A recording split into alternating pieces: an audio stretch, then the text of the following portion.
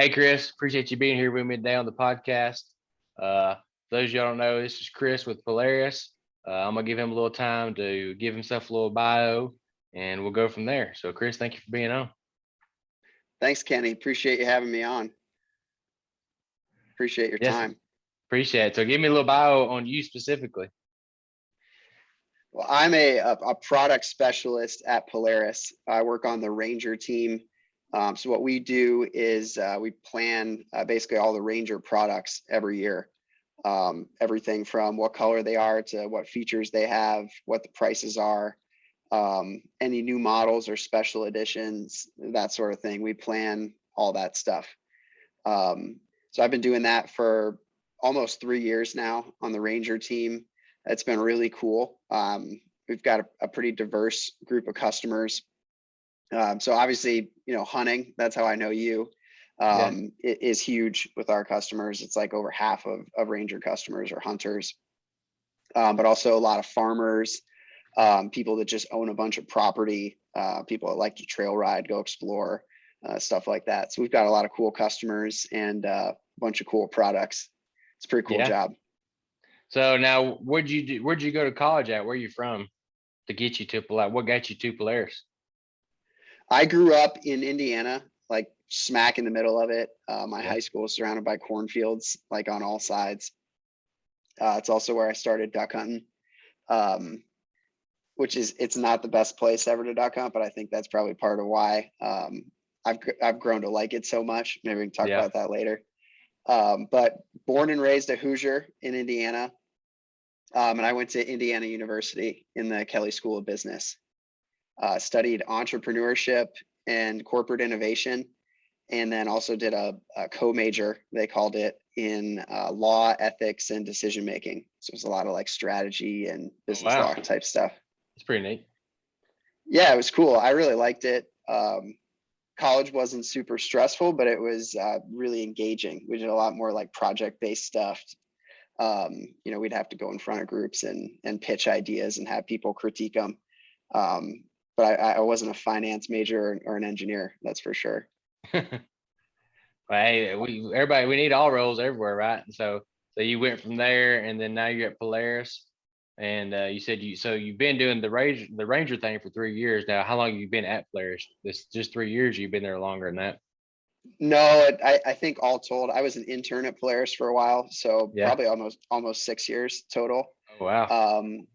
But I actually got recruited from Indiana University to work for Polaris. They recruited from our school, and I've got like two big passions in my life. One is riding motorcycles, and the other is killing ducks. And I joined Polaris because of the first, which was riding motorcycles. I got really big into it in college. They got the Indian motorcycles, right? Yep. And at the time, it was actually, we had Victory motorcycles. Yeah. So I was an intern for Victory. I was actually one of the last ever interns for Victory motorcycles, and joined Polaris that way as an intern. And then after school, came back to Polaris and worked for Indian Motorcycles for a while as a part of a rotational program, and actually worked in like every part of the business. That's awesome. That's good to get your hand in everything, get experience everywhere. Yeah, it's been kind of a cool company because, being really into riding motorcycles and then also duck hunting, I think it's a rare company where I've, through a couple different roles, gotten to work on both of them, which has been pretty sweet. You can hit a lot of passions under one roof. Absolutely. Yeah, we make a lot of cool stuff. Oh yeah, no doubt. And so now you're on the Ranger, essentially R&D team, design team, project management team on the Rangers, and just kind of got your hand in everything upcoming and that's going on with it. Is that a good synopsis? Yeah, that's pretty good. Lately been working on some special editions. Obviously the hunting editions that we came out with earlier this spring, and then a bunch of stuff that I couldn't tell you about because it's coming out in the future and it's still top secret. I like it. Yeah, I ain't signed no NDA for this podcast, so we'll have to table that for the fall maybe when it comes out publicly. Yes, sir. You'll have to have me back. Oh, I'll do it for sure. And so people I don't know how Chris and I actually met. I got invited. I had a sponsor, a gun company sponsor, Remington at the time, and I got invited to go with Team Remington to be a part of the Sure Shot Media Hunt 2019 to Saskatchewan, Canada. And unbeknownst to me, Chris was there with Polaris. So I knew Polaris was one of the sponsors to that, and I figured they'd send a field rep out, but I didn't know anybody. And of course, when I got there, sit right there in front of the brand new building was a new Polaris Crew XPs. Is that correct? It wasn't the one thing, it was just the XP was the naming convention for that, right? Or was it just the 1000? Yeah, just the XP. Yeah. So it had the different lower gearing, so we got to play with them and use them and do some cool off-road stuff. But what we did every morning was go hunting. So we went hunting there in Saskatchewan. Chris was there, and then the evening of the first night, we went on and correct me if I'm wrong, that was the Cree Reservation. Was it the Indian reservation we got to go on because all of our guides and everybody part of the Cree Nation? Does that sound correct? I don't think I went with y'all. I think I met up later because my flight came in later. No, I'm talking about the second night where you were showing us the new 2020 Ranger that year, and then we went trail riding in them. I know, Yes, sir. it was real, Yes, it was sir. real cool. We was on the Indian reservation because remember all the horses and the cows, and they'd have to open up the gates, and we was like, "Oh, this is beautiful." And then we're driving through a cow pasture, and then here we are back in the mountains again. And I could not believe how beautiful Saskatchewan was. Oh, that was my first trip there, and it was gorgeous, gorgeous. And not only that, but as a duck hunter, man, you just stick the call backwards in your mouth and blow, and it's like pulling a string down. There, as soon as you hit that note or whatever, as soon as you heard a sound, them ducks and geese just come pouring in, just dive bomb and dive. I've never in my life experienced anything waterfowl hunting like that. Have you? No, I mean, it was my first time being up in Canada hunting as well. I can imagine for you, especially being from the South, to see ducks that react like that. I mean, it's unheard of. Oh yeah, you talk about being a tough duck hunting in Indiana. Alabama's no different. In fact, I run a hunting club in Alabama and in Arkansas, and we duck hunt in both of them. I'm in Arkansas in the fields, man. I'm wailing, I'm hell calling, I'm feed chuckling, man. I'm just yanking at them.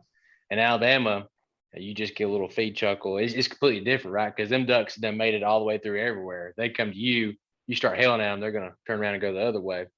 So to just to be able to lay on the call and then just respond just like that, just so quick, And I'd be like, oh, those, man, I wish them were a little closer. And the guy just man, and they just turn and come down. I was like, all right, so this is the game we're playing. So man, it was a blast. I enjoyed that hunt.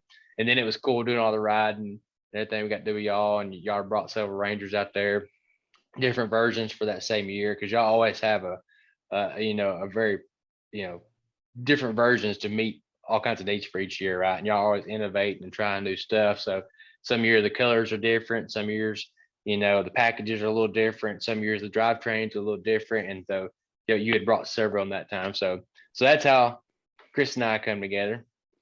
Fast forward, I had just bought a 2020 1000 XP right before we got there. And so I'd already broke it in and been using it.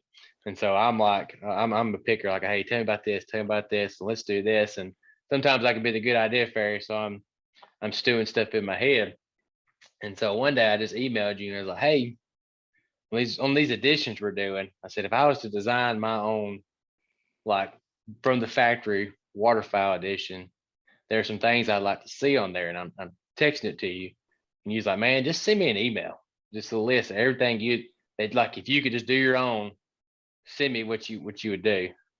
So I don't know, about 5 paragraphs later, I click send, right? And some of it was some big things, some of it was just little personal things. But most of that stuff that you already have. But I was like, hey, if I'm buying it, I'm already putting this on. You already sell it. So why not just have a package where all that's already on there, right? And we talked about some of that stuff and use like good notes. And I think Tony has sent you a couple things too, and you kind of picked from different people. And then I'm not gonna say I had a hand in it, but when you sent me the link to the 2021 waterfowl edition, which we're gonna go into now, man, I was like, that's it right there. I got to get my hands on one of these. So we'll talk about all the dishes right now, but let's hit the waterfowl one kind of first for me, or we go that. Tell me about how that come to be, the kind of the process y'all did, storyboarding it, do y'all storyboard on the whiteboard? We all go through stuff and just how that come to be? Yeah, it's funny you mentioned all those times we talked about like what if, like maybe Yeah. if we made something for duck hunters, and it's one of the hardest parts of my job, like just keeping a secret, because everything we do is in the future, and we also want to get our customers' views on how to do stuff. Oh yeah.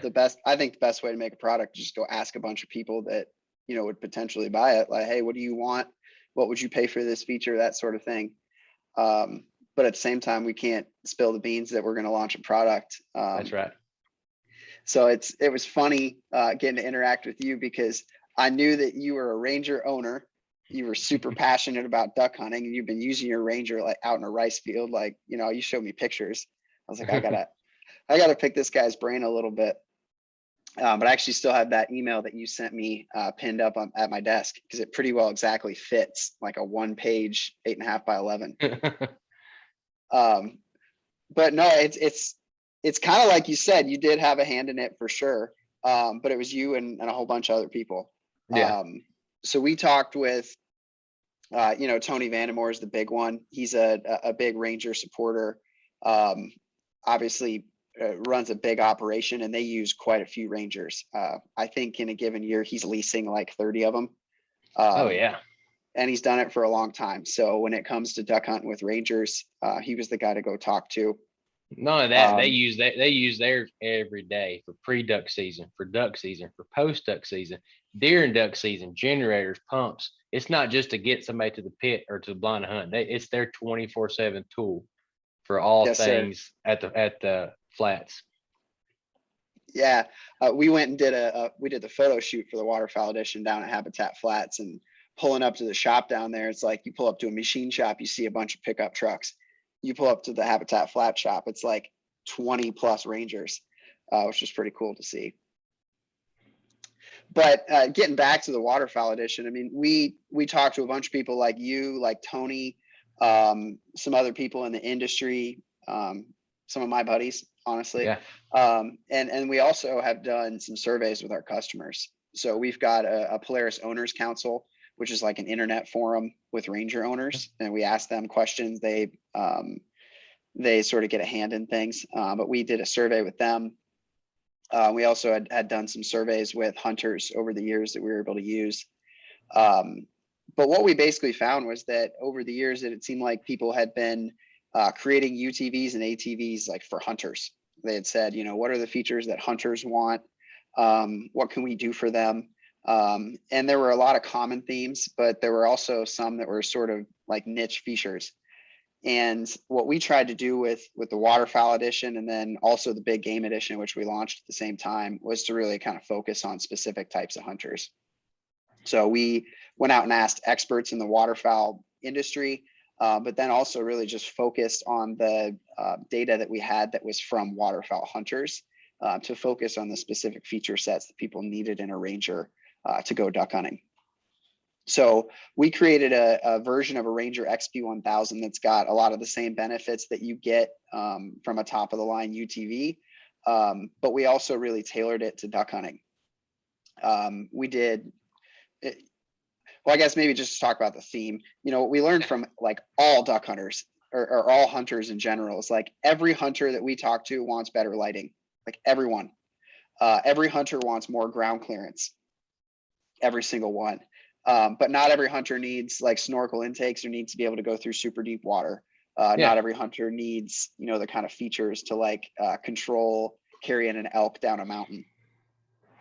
But on the waterfowl edition specifically, what we did was we took some of those features that really everybody wanted, with more lighting, with LED headlights, and then more ground clearance with arched A arms, a little bit bigger tires. But we also paired some of those features with some more unique things that duck hunters needed. This was stuff that, like I talked to you about. Yeah.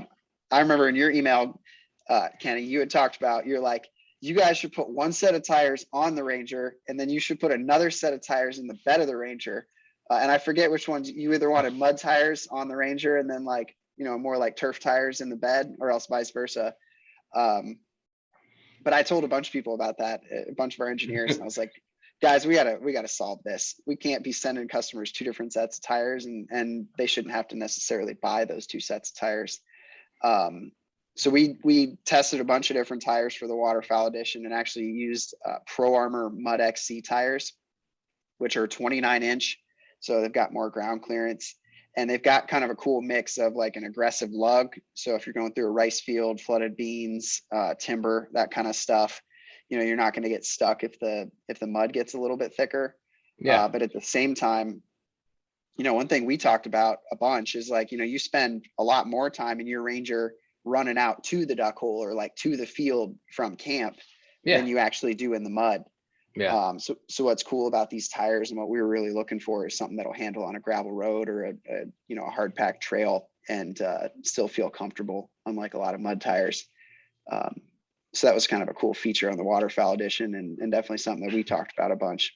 Yeah, and I like it. And like that, my big issue was with maybe issue just when I was just storyboarding and brainstorming. Like the club I have in Arkansas is right there in the I'm in Jonesboro and Bono. When you go to these places, every time you hunt, you get done hunting, you go eat lunch, you go eat breakfast, you go to D&W, all you see is trucks, trailers, and UTVs.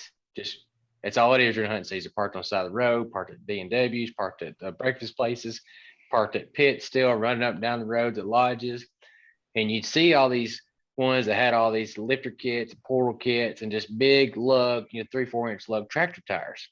And I talked to him, but hey, so I get why you got it like that. But man, duck season's always 60 days a year. And I use my Ranger. I thought, what do you do the rest of the time? So when we get back home, we just put different tires back on. I was thinking, man, why you just keep swapping everything? That's why I was telling you the email. I was like, man, if everybody's gonna keep doing that, you might as well just sell them, 8 tires and be done with it. But I'm excited to try this one that y'all got, because that's the way I am. I duck hunt with it, but when I'm not duck hunting, I'm riding the kids around. We got our own farm I do stuff on. And in my head, I just didn't want those real big tractor lug port key type tires to ride around my yard in at home, to ride around the driveway, go check the mail, to use, that kind of stuff. So I'm excited to try out these new tires, and I get me one about, the crossover. And the same thing we was talking about. I got one place, some of my fields, I can actually leave the lodge on a Ranger on some of them, and either a 2-minute drive or a 10-15-minute drive, pull right into the pit, right into the fields I hunt out of. And like you said, I wanted one that would do fine on the roads, do fine on the trail, and not beat you to death. And like you said, still get to the field and not get stuck, not slip. And a lot of people, even the tires, like the tires that come on them, I've duck hunted those for years and got through them a lot. I might have to use a little more RPMs, do stuff like that, and some real deep stuff. But if you got some a little more traction, like these Mud XCs talking about, you can still get there just like you do with the other ones, but you're putting less ruts in it. You're running less RPMs. You're creating less of a wake that's going to knock all your grass and your rice and stuff off at the end. So I'm excited. As soon as you sent me the picture of them, it's like, you put me on a mission, and this is what we found, and you start telling about it. I started looking at them, and I didn't know the name of them until today. But I'm excited to try them out. Yeah, they're cool. And I definitely think, there's a place for the huge mud tires and the portal lifts and big monster truck Rangers. I think all that stuff's cool. Yeah. The aftermarket for Ranger is huge. But I think what a lot of people don't see when they're like looking at pictures of vehicles on Instagram and stuff like that is that there's a trade-off with everything that you do. So you can make a Ranger that's, 12 feet tall and it'll go through super deep water, but you can't go fast on a trail anymore. It's going to be a lot more top heavy.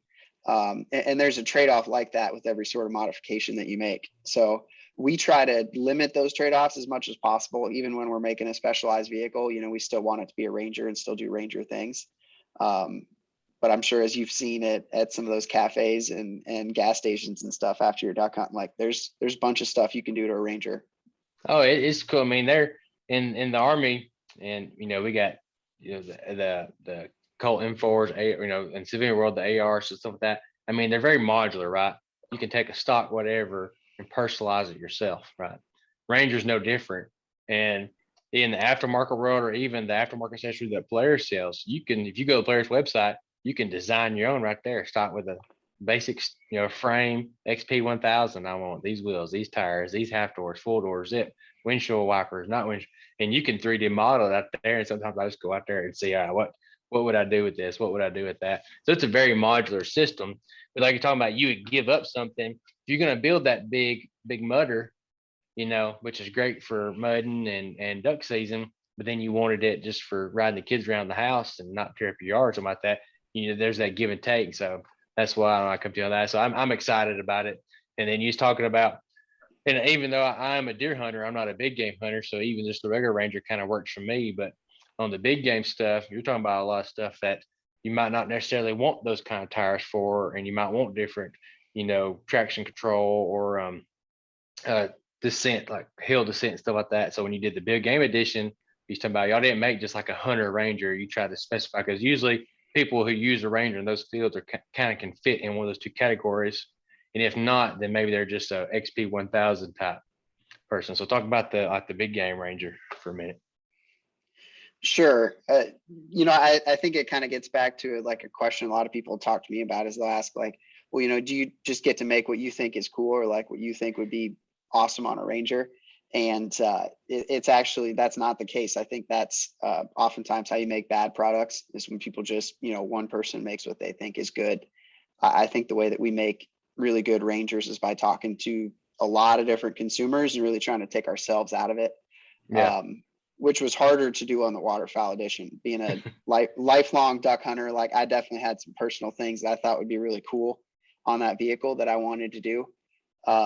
But the big game edition was kind of the opposite. I've been a deer hunter for a while, sort of on and off in my life, but have never elk hunted. I'm actually going on my first elk hunt this year, tagging along with a buddy, but I'm going. And I really don't know anything about elk hunting in the mountains, bear hunting, just anything that has to do with like that super hilly terrain and the kind of conditions that big game hunters face, because I just haven't been out there. Yeah. But I think that really speaks to kind of the process. We just went out and talked to a bunch of big game hunters. We talked to Lee Lukoski a fair bit. He does a lot of elk hunting with Rangers. We also talked with some of our customers in that owners council, and then also looked at some of that survey data. But what kept coming back from the elk hunters, especially besides ground clearance and lighting, I mean, everybody talks about that. Yeah. Is the elk hunters kept talking about like they wish that we had stronger rear springs, or like they wish the rear suspension was stronger. Okay. Stiffer. Yeah, like stiffer. Yeah. And then they talked about like this feeling of like not being in control when they were going downhill, like having to hit the brakes, or just sort of feeling like when they were on the way downhill, they weren't as confident. What kind of terrain when you're talking about downhill for them? Is it a lot of like slate rock, or they kind of tell you what kind of scenarios that they hunt in and stuff like that? I think a lot of it's even like gravel roads. It's just super steep stuff. And I think that what I didn't know so much about elk hunters, what they talked about is they're in a lot of cases doing multi-day hunts. And so they're carrying all their gear out there in the back of the Ranger and staying overnight.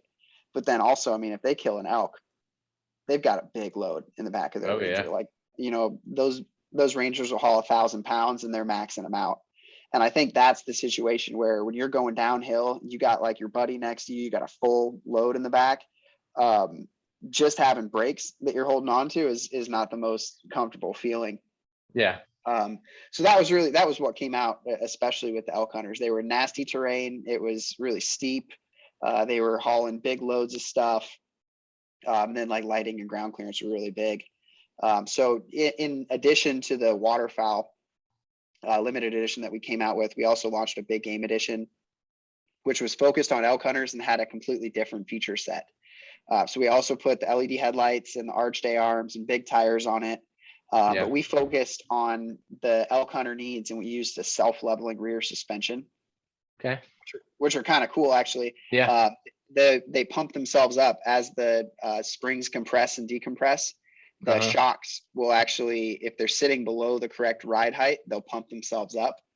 And then if you take that load out of the vehicle and they go above the specified ride height, they'll sort of bleed themselves off and settle down. That's some cool engineering now. So the frame actually going up and down, making the shock suck up down springs, the air pumps the bags into a certain level. It was actually oil in a shock. Oil. Oh, wow. Yeah, same basic concept. Okay. It's kind of funny actually. This technology I think comes from like Chrysler minivans back in the day. So the same thing that can help keep your Ranger rear end at the right ride height when you got like an elk back there, also works really well when you got like a load of kids in the back of a minivan. Oh, So wow. same technology, but it works really well. And then we also use what we call active descent control, which is paired with Polaris engine braking. And basically what that does is, in a normal like UTV drive line where you've got a CVT or the dual clutch drive Yeah. line, if that belt isn't being engaged, you don't have any engine braking. So your vehicle just wheel downhill, and you've got your brakes basically to hold you. But what the Polaris system does is it actually will engage that belt when you're going downhill, and it'll actually hold on to it longer even when you're not applying the throttle. And that allows you to use the engine to slow you down going downhill. So this active descent control actually uses all four wheels when you're going downhill to keep that belt engaged, keep your engine engaged, and it allows you to like really creep down super steep hills without even applying your brakes. That's pretty cool. Which it's a super cool feature. I'm excited to try it out sometime elk hunting. You have to tell my marketing team that I'm excited to hopefully get out and do it sometime.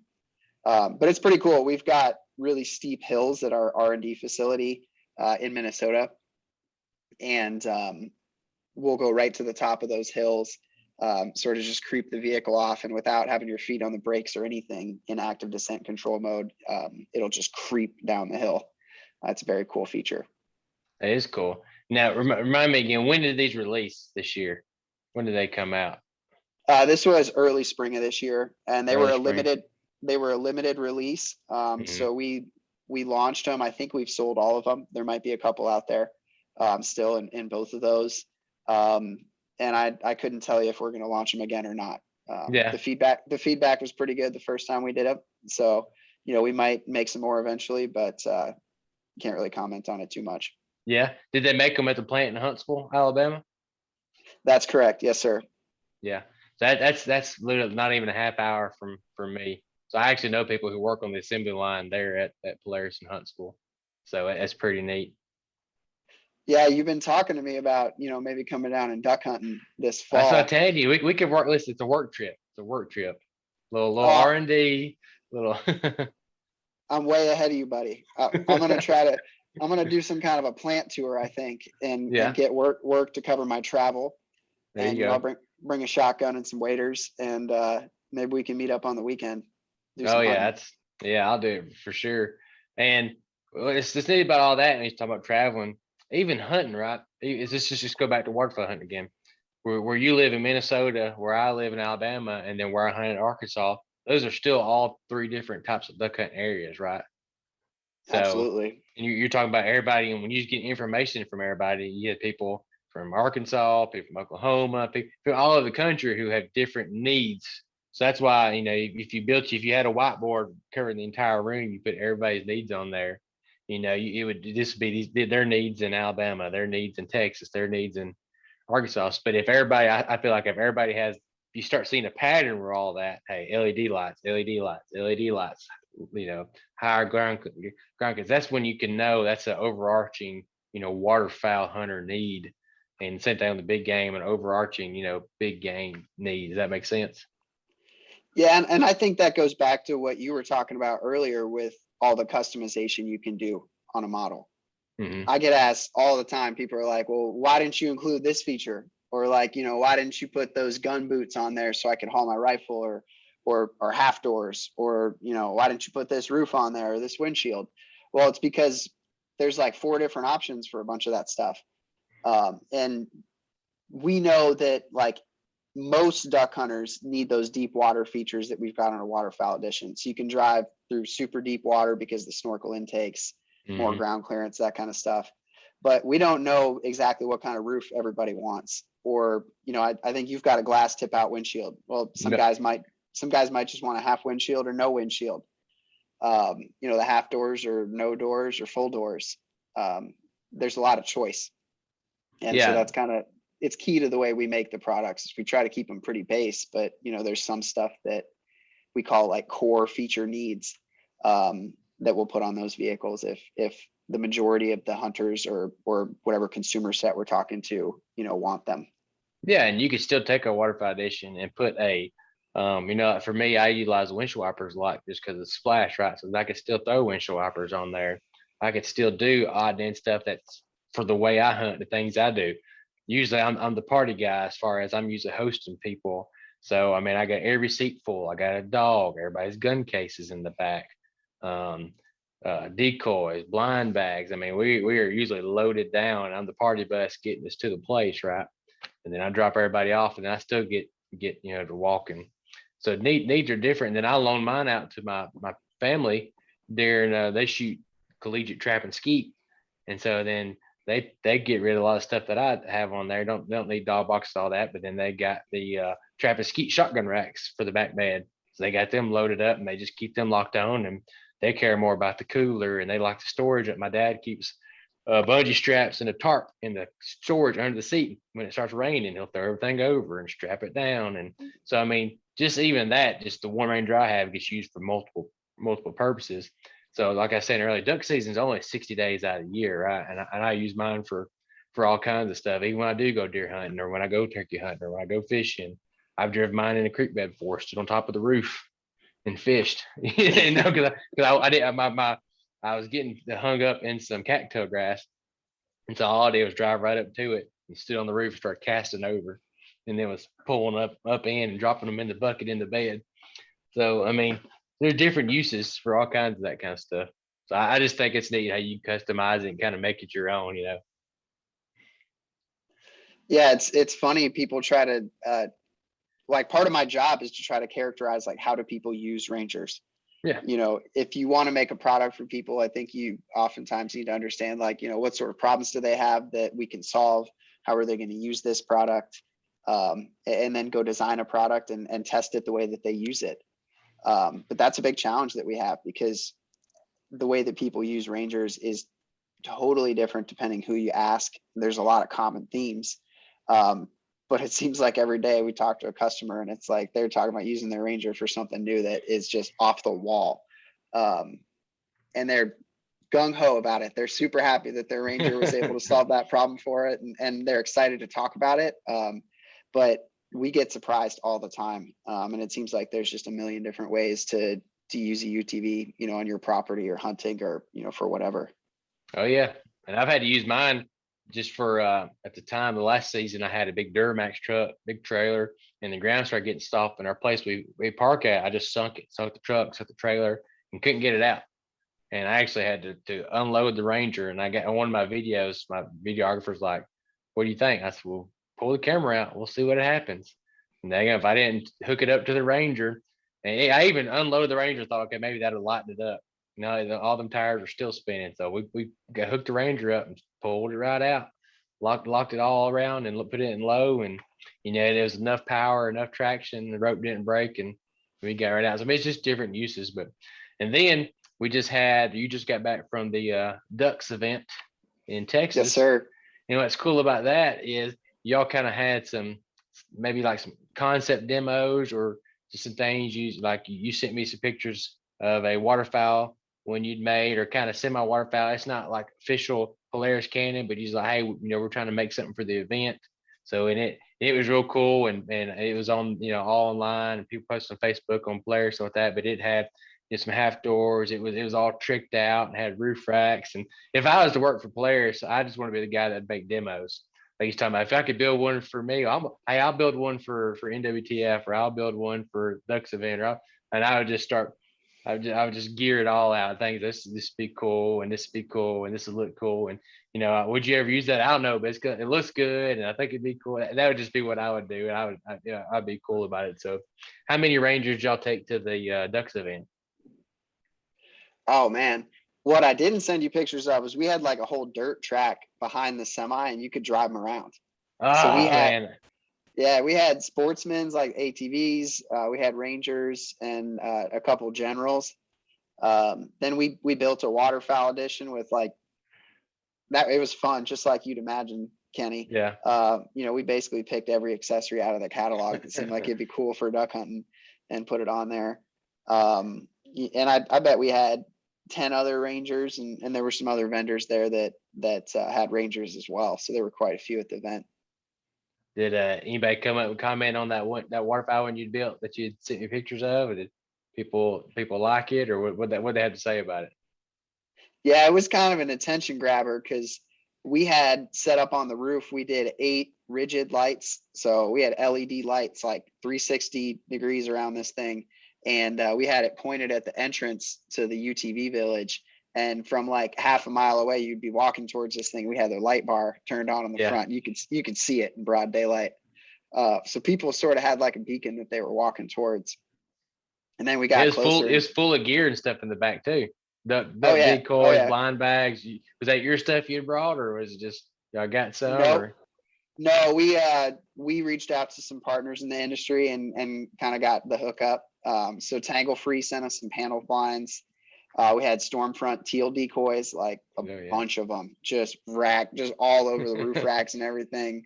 The whole box was full of Avery Pro Grade decoys in slotted bags, which fit really well under there. Then we had a bunch of Alp stuff too. So we had like a bunch of stools and blind bags and stuff. But we, like you mentioned, trying to just throw everything that seems cool on there. But we did try to make it a realistic duck hunting scene. So we had everything for like 4 guys and a dog to go hunt out of a dual panel blind setup with, I think we had like 10 dozen decoys on there, everybody's blind bags and everything. So it was tricked out. It was pretty cool. It was definitely a really fun project to put together. And out of all the hunting stuff I do, and all the group categories, duck hunters like their gear. We like we like our special decoys, we like our special guns, we like our blind bags, we like our calls. Well, this. If I got a south wind, I run these decoys. If I got a north wind, I run this spinner, I run this pulsator. Oh, if I have this, I need the blind, but also I might need an Invisilay in case I get in the water. So we just take it all, even if we don't end up using it. I might need it, depending on what the wind's doing, or I might have to go hunt this other spot. And so with the racks y'all had on there and actually showing that, and like the picture you'd sent me, all the racks were stacked up, everything was on there, and it still got to be functional too. And that's what I thought that was pretty cool to see. Man, I am a gear head. I mean, I think it's part of the reason why I am in the profession that I'm in today, working in product management. But I remember growing up, I mean, before I got into duck hunting, it was like you'd get that big, thick, hardcover Cabela's catalog in the mail. Yeah. Remember that? Oh, yeah. And I memorized that thing. I knew every product that was out there. I knew like all the big sponsors. I can remember when like some of the forums got real big, like when Tony got real big on the internet forums, and that became a thing. But I think that's part of the draw for me to duck hunting, and a lot of the other passions that I have is like this idea of getting the perfect gear set up, really customizing. I mean, down to like the type of socks you wear. No, I got duck hunting socks. I got duck hunting pants. Absolutely. And base layers, I mean, to what you mentioned, like, I mean, I got decoys that I'll throw in the early season in North Dakota, and like ones that I save for like special occasions when it's late season somewhere, and everything in between. And a bunch of stuff I should have thrown away 5 years ago that I'm never going to use again. But, there might be that one time. Or I end up getting a lot of my stuff. I have stuff like that when new people get into hunting and stuff like that. I got one building that's nothing but just hunting stuff and horse stuff. And I said, well, come on, let's look, see what I got. So I'll find, here's a dozen green wings, and they got some old weights on, but they'll still float. And here's a dozen this, and here's a layout I ain't used in 5 years. Or here, just take it and don't sell it. If you decide to get rid of it, bring it back to me. I'll take it back. I'll start, and I do that almost every year, it seems like. But it's just like you said, I have so much stuff and I can't use it all, but I try to, man. Sometimes I try to a lot. Yes, sir. You probably still got a long shopping list of stuff you still need too. Oh yeah, no. I sent my brother to Momarsh and Heaton. I'm on their outdoors team, and show my sponsor. So they had a big sale the other day, and I'm out of town for work. So I just sent my brother with a list. I was like, all right, so this is everything I need for the club in Arkansas. So go ahead and get all this. They have these things for me. Go ahead and grab them. And then I called those guys over there. I was like, hey, he's coming. Take care of him. It's like, oh, yeah, we got him. So my wife called me this morning. Like, what are all these boxes doing in the garage? I was like, oh, my brother's name's Mike. I was like, I'm not going to load them. So that she's like, you already have this blind. I was like, no, I have the full size. This is the field size. So in case I get some dry field stuff, or I don't want the long legs, I don't have to swap legs. I got different ones. She's like, what's the difference? It's like one's 4 foot tall, one's a half a foot tall. It's just, why not? Because they're having to work on it, just different stuff. And ducks are tricky, man. You got to trick them. You got to be innovative. You got to do stuff. And so, I'm all about getting everything I can to get in there and get them. So now what's you said North Dakota, and what's duck hunting like up there and in Minnesota where you're at, stuff like that? The duck hunting in Minnesota, I think, can be really good. We've got a ton of hunters though. So public land can be pretty congested, maybe not even as congested as what you see down south. Yeah. So I honestly don't spend a ton of time duck hunting in Minnesota. I work really quite a lot with my job. So I don't spend so much time venturing out. We do have awesome goose populations though. So I usually spend quite a bit of time in the early season hunting like cow pastures and stuff like that for Yeah. honkers. That's a blast. Like you throw some silhouettes and layout blind in the Ranger, like you can hunt in Crocs. Super nice out. So I do that every year in Minnesota. And then I have some good buddies from Indiana University. We started a chapter of Ducks Unlimited together and have stayed in touch really ever since. Nice. And we go on usually at least one or sometimes two extended trips a year. That's really the big duck hunting that I do, along with the trips I get to go on for work sometimes. Yeah.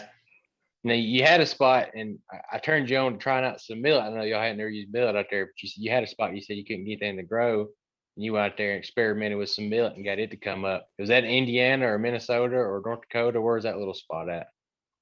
That was just a little spot, some of my uncle's property in Minnesota. We had never really messed with it at all, but we had talked about it a little bit, and I was blown away. I mean, I was out there just doing donuts in the Ranger, just disturbing the soil a little bit, and threw some millet seed out, and it was like nothing. I mean, I didn't do anything else beyond that, and just blew up. So that was pretty cool. Yeah, I remember you sent me a picture, and it's just green about 8 inches all the way across, and you couldn't believe it. I was like, man, it's just a weed, but man, they love it. It's like ice cream toppings to them, man. And it'll grow if you can get just a little bit of soil turned up and some water. It'll grow on anything. Yeah, I definitely think that got some gears turning in my head. I'm a younger guy. I've got a good job. I like what I'm doing at Polaris. But I think sort of longer term, I want to have a duck property and get to start to do some of that management and hunt a lot more days a year. So that's definitely part of the long range plan for me, I think, in some way or another. Yeah. Hey, it's neat. So my clubs in Arkansas, I lease land from farmers, so it's all what they plant, whether it be, beans or rice or wheat. It's all transition. If it's rice this year, it'll be beans next year, and vice versa. They're always redoing it. Sometimes you can get some double, triple rices, but most farmers we got are always rotating what they're planting, soybeans or rice.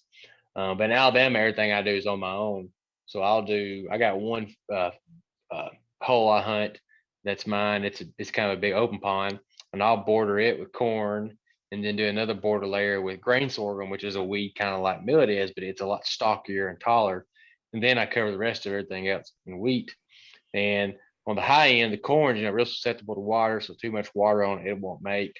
The grain sorghum's a lot better with water. The millet's a lot better with water. So as water starts coming in, the corn's kind of in the higher ground, so as it starts cooling and flooding, it gives it different times to grow. And you can actually kill a lot of dove in there come September too. So it's pretty neat. And then on my timber, I'll still sprinkle some millet and grain sorghum in some little timber spots I have and stuff like that. So it's just neat to grow it up and use it. And I like that managing part of it. I like getting out there in the summertime and planting my green fields. Another thing I use my Ranger for is dragging. I got chain drag, so we'll go out there and plant seed, disc, and then I'll drag, cover some topsoil up, and then go back and do other stuff. And so I definitely put the miles on them, that's for sure. So they're pretty cool machines. So you said you get the stuff we got coming up, you can't talk about right now, but I'm excited about us getting to talk about that in the fall. So it's pretty cool stuff. Hopefully that I'm sure I'll like whatever y'all got coming out anyways. I think there'll be something for you. Something for me out there. Yeah. What I think is really cool, what you mentioned about duck hunters is like this idea that there's always something to get better at, Oh yeah. I think that was one of the things that I noticed when we were in Canada was like, if it were always this easy, I don't know if I'd like it as much. That's true. It was some work setting up in the mornings, but man, it was getting them to come in, like you said, was easy. I think that's part of being a duck hunter, especially in some of the states where it's really, really tough, is like you're doing something different every day or every year, managing, where it's not like it's a slam dunk and you're going out there just killing a limit every day, 60 days a year. It's more of a challenge. And I think that's what really draws me to it. It seems like that's maybe what draws you to it as well. But I Oh think yeah. if it got easy, I don't know, I think I'd lose interest. Well, I like the, I'm not the smartest person in the world. I've got 17 years in the military. Started off the infantry, so I'm used to grinding out a little bit. I almost like it. That's silly to say, but I like being out there when it's raining, when it sucks. Yeah, it sucks when you're out there, but man, you're like, that was a good time. We made it through. We did this, we did that. And same thing with duck hunting. I like being out there. Say, I love shooting ducks and sunny days with south wind on a frost morning. That's love. I love when it's raining too. I love it when the water's white capping and we're yelling on the calls just so they can hear us and trying to turn them, trying to make a spot, and the wind's swirling. You gotta go out there and adjust the decoys, and then I love being with your buddies, and I love, hey, maybe we should cut the decoys off. Maybe we should cut them on. Do we got too many? Oh, you think that teal's spooking them? Why would we have canvasbacks out here? Why don't I love that. I love that back and forth, and everybody's a good idea fairy, and we have a ribbon in our club, because in the military you have what they call guidons, which is your unit flags, and then you get ribbons for like Afghanistan ribbon, Iraq ribbon, cool, that kind of stuff. And so we got one called the Spoonie Slayer, and it passes from year to year to whoever gets the most spoonies for the year. So we're not mallard purists. We like them all. So we pass that along from year to year and change the dates on it and that kind of stuff. But that's why I don't get me wrong, I love deer hunting too. But that's why I love duck hunting over other hunting categories, because I like being with my friends. I like hanging together. I like cracking each other, laughing at the guy that falls in the pond. I love, love, love watching dogs work. Good dogs work. That is right up there, man. It is. If you've never hunted with a good dog, you don't know what you're missing. If you've ever hunted with a bad dog, you do know what you're missing. And so I'm just telling you, it is awesome. And then I love the bonfires afterwards. I love going back to the lodge. I love cooking in the pits. And I love all that. And so just this, it's a different, community. It's a different kind of world. Talking about DU and college, stuff like that. I sport DU, I sport Delta, I sport all. It's $30. Hey, it's a banquet. We went to a banquet here in Arizona. A couple of said, hey, there's a banquet in Tucson, Arizona. I got a notification. I was like, we're going. I met people I didn't know. There's stuff in my room right now. You can't. I've won so much stuff. I've never won so much stuff at DU banquet in my life.